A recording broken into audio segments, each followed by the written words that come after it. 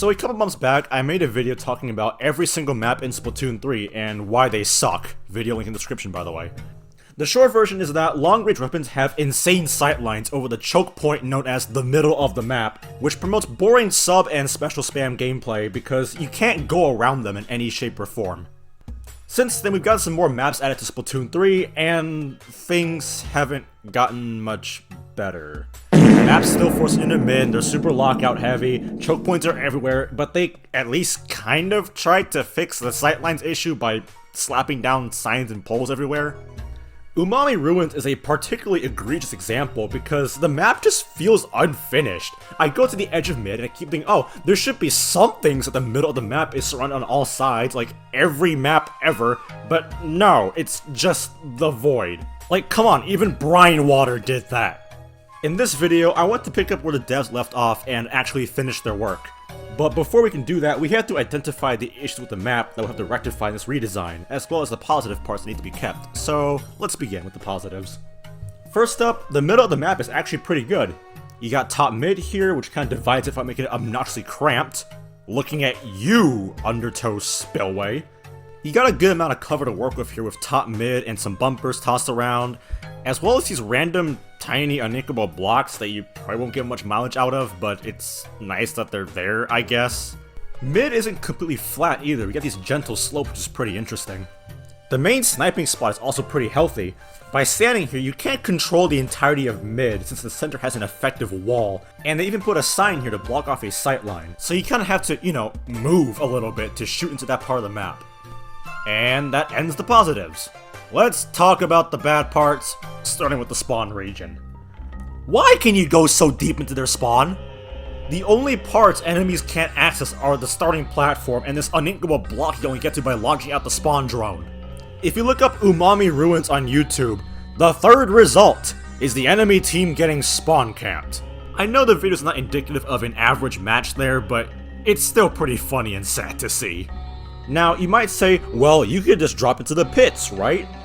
Well, first up, you can't safely drop into the pit from spawn like you could on Brine Water, and second of all, they're basically death traps. You might get some mileage from the platform as an alternate sniper spot, and there's a neat shortcut jump you can make to skip the Great Bridge, but as for the pit itself, yeah, in most cases you're not gonna go here.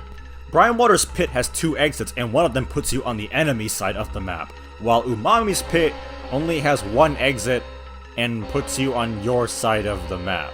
Just kidding, I lied, there's a second route, it's the Ink Rail. This shoots you out a bit further, I guess, and it allows you to jump on the top mid, but it announces your presence to the enemy team, so why would you use this? Finally, your defensive high ground is awful.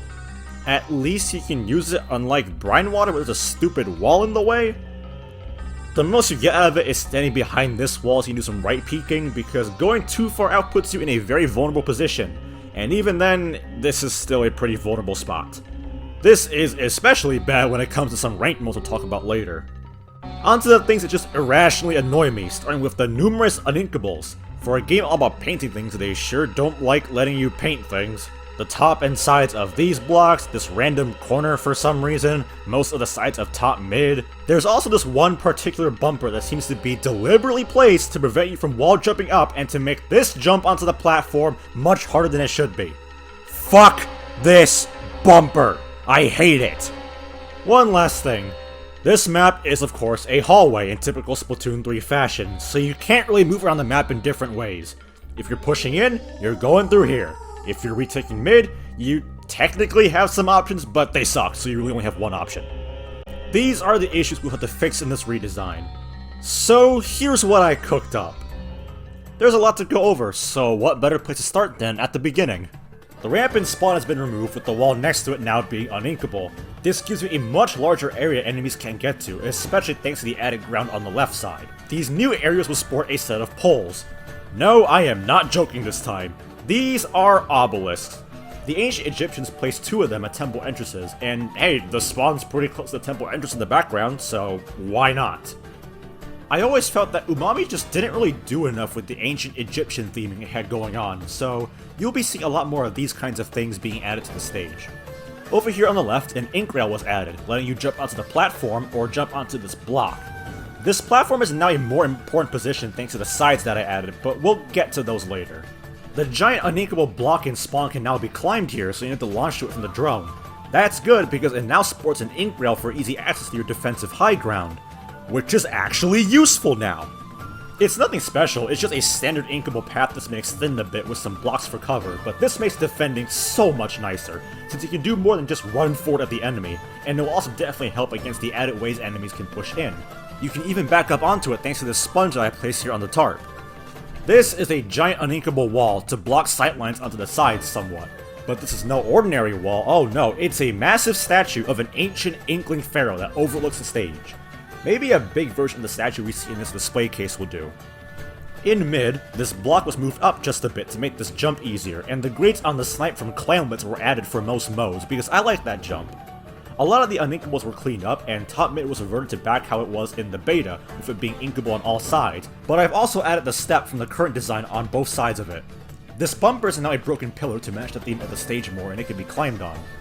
Onto the sides and pit areas. This wall near the platform will now be inkable, which will allow you to wall jump onto this platform and adds another way you can push in. The sides will let you go completely around mid if you wish, with a ramp allowing easy access behind the snipe. Of course, the entire wall is fully inkable, so you can climb into mid from any point, as well as the walls of these blocks that are previously uninkable. This big rectangle here is actually resting on a set of pillars, letting you pass under this structure. You can also paint it and climb on top as an alternative sniping spot, with the height being roughly the same as top mid. These smaller rectangles represent Sphinx statues, which is a homage to the real-world avenue of Sphinxes that connected Karnak and Luxor temple complexes. These will serve as a cover in the sides, and you can paint and climb them. Taking inspiration from the recent high jump challenge where you can jump from mid onto these grates near snipe, an inkable pillar was placed to make this jump possible again, even if you can just climb up or take the ramp to get onto the court, but more options is good, right? Finally, a sponge has been placed which allows you to back up into your spawn from the pit. It's an interesting case where the sponge is really tall, but hey, you got a spot to use Squid Surge now. So that's the general layout, so how are the rank modes going to be handled? Let's start with good old Splat Zones. It's pretty interesting with these tiny double zones divided by top mid, and for what it's worth, I think UMAMI does this trope best compared to other maps in the series like Black Belly or Undertow, but it could be better. What really hurts this one is that the map is a hallway, which leads to the problems that I described earlier. It's just a very linear back and forth where you must get a pick with your specials to brute force your way in because you can't go around. The changes here will make this map mode feel a lot more open and allow you to approach the zones from many different angles, which is always a good thing. Tower control and Rainmaker are a joke. If you win the first fight in mid, you win the whole game, especially in tower control where you gain special as your team rides the tower. Your defensive high ground is worthless, you can't flank because it takes too long to get behind them, and you're on low ground so you just get shot. The only thing you can really do is just run forward into enemy fire. Whoop-de-doo. The tower path has been changed quite a bit. We're immediately taken off top mid instead of having a checkpoint there. Seriously, what the fuck is that? In general, the tower will linger on mid and the court much more instead of barreling forward into spawn, which is needed because this map is so small. Coupled with having actual high ground to contest the tower, this should hopefully make games on UMAMI TC last more than 1 minute. Rainmaker tries to give you an alternate route, but why would you ever take this path? Do I even have to explain why this path sucks? I mean, just look at it. In this redesign, the platform and bridge will stay the same as it is on all modes, just with the added blocks and grates that will now be inkable on all sides. The Rainmaker goal has also been moved a bit towards the bridge. These changes should ideally make the bridge a fast and risky path, since you have to make 2 jumps to quickly get across, and you can easily swap paths if you need to. I'm not a big fan of the checkpoint being so close to mid, but it was either leave it as is or try to cram a checkpoint on the platform and have 2 checkpoints, which isn't a setup that I really like in this instance, so we're leaving it as it is. Also, unfortunately, shifting the goal a bit more to the left means that this other great path they added isn't as useful, but it wasn't that useful anyway, and I think the sacrifice was worth it so that we can have this faster, risky path. Oh yeah, and the pit isn't a stall spot anymore thanks to the side path, so that's cool. Honestly, UMAMI Rainmaker was just me trying to make the best of a bad situation. These small linear maps just don't really work out well for tower control or Rainmaker, so I just did what I could. Clam Blitz is pretty interesting here with the basket being close to mid. I'm just gonna push it back just a little bit to prevent this from happening, and while it's not pictured here, some clam spawns are gonna have to be removed so they don't spawn right next to the basket. These side routes will do wonders for this mode since there's a lot more ways to push into the enemy's clam basket.